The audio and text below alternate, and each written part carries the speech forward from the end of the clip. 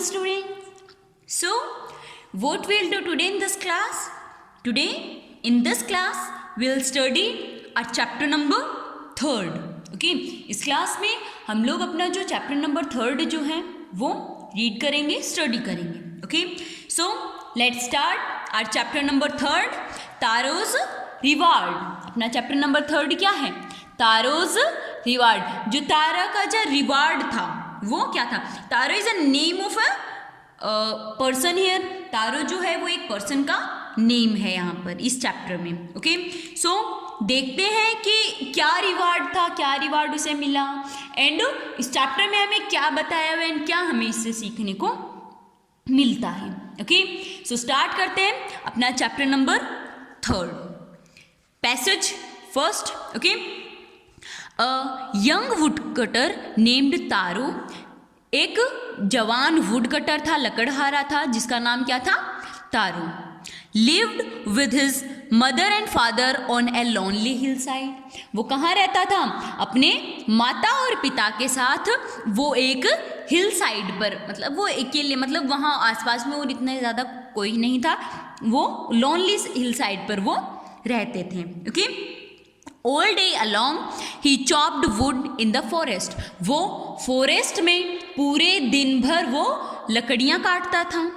Throughout he worked very hard. और वो बहुत ज़्यादा हार्ड वर्क करता था. He earned very little money. पर वो बहुत ही कम पैसे कमा पाता था. This made him sad. और मतलब वो इतना ज़्यादा हार्ड वर्क करता था और पैसे वो कम कमा पाता था, तो वो इस चीज़ से दुखी हो जाता था. Okay, for he was a thoughtful son. वो और क्यों दुखी हो जाता था? वो एक बहुत ही थॉटफुल सन था, मतलब वो अपने पेरेंट्स के बारे में वो बहुत ज़्यादा सोचता था.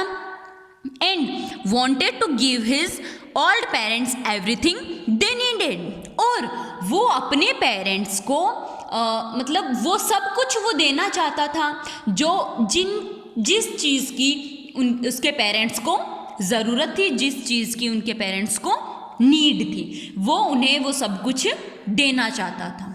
वन इवनिंग, एक शाम, when Taro and his parents were sitting in a corner of their hut.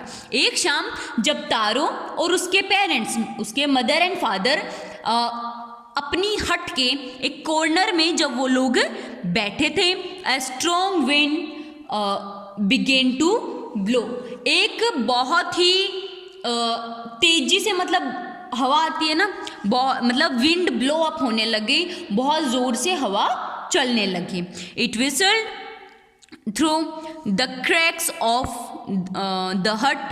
वो जो उनके हट के बीच में, जो दो पट्टियों के बीच में जो छोटी सी जो लाइन थी, उनके बीच में से वो उन तक हवा पहुंच रही थी, तो वो विसल की साउंड आ रही थी उनके पास. ओके, जब हवा बहुत ज़ोर से चली थी तो उनके हट में जो कुछ दरारें थी उनसे हवा आ रही थी अंदर. ओके, तो जब वो हवा अंदर आ रही थी तो एक विसलिंग साउंड वो जनरेट कर रही थी. And everyone felt very cold. और जो तीनों के तीनों थे, उन तीनों को ही बहुत ज़ोर से सर्दी लग रही थी. Suddenly Taro's father said. अचानक से तारो के जो फादर हैं वो कहते हैं, I wish I had a cup of shake. मैं उम्मीद करता हूँ, मैं मतलब ये सोच रहा हूँ कि मतलब ये मेरी विश है कि अगर अब मेरे पास एक कप ऑफ शेक होता. शेक क्या है बेटा? It's a name of a drink. Okay, जो जापानीज ड्रिंक जो है उसका नेम है shake.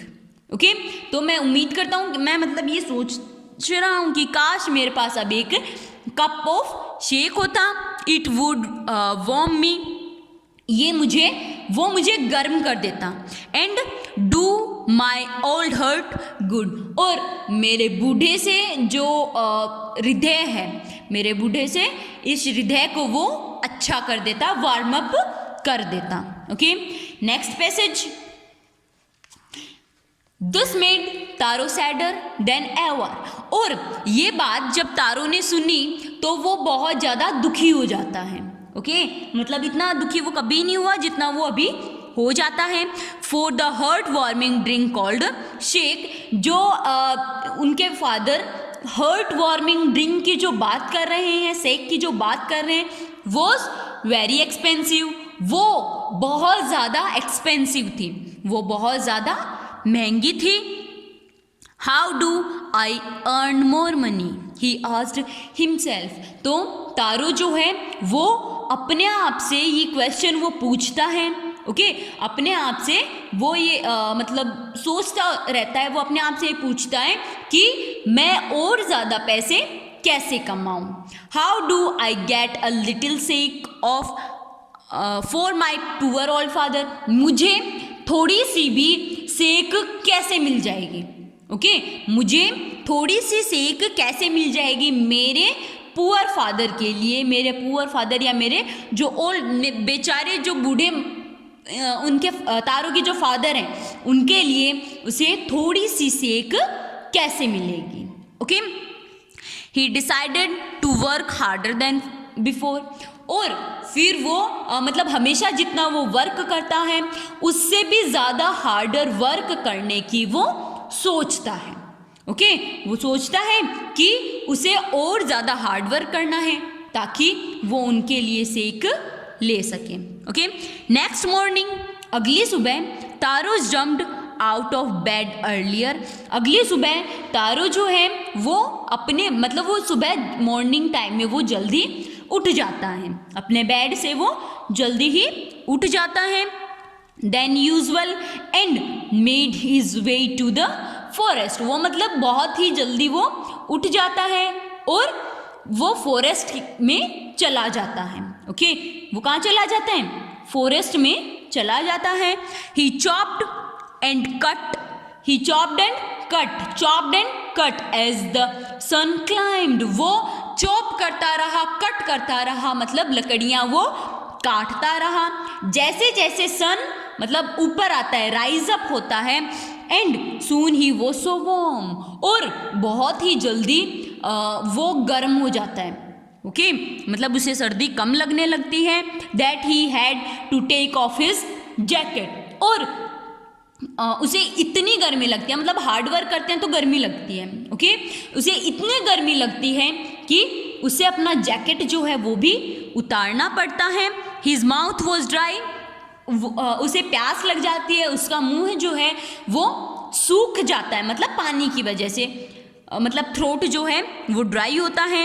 And his face was wet with sweat, और उसका फेस जो है वो पसीने की वजह से स्वेट मतलब स्वेटिंग की वजह से वो गीला हो रखा होता है। ओके तारो का फेस स्वेटिंग की वजह से गीला हो रखा होता है। माई पुअर ओल्ड फादर, मेरे बेचारे बूढ़े फादर, ही थॉट वो सोचता है, if only he was as warm as I, काश वो भी मैं जितना गर्म हो रखा हूँ उतने गर्म वो होते। Okay so here completes our two passages. You have to learn word meanings of both the passages and question answers you have to read of these both passages. Okay, and if you have any doubt, any problem, you can ask to me. Okay, bye.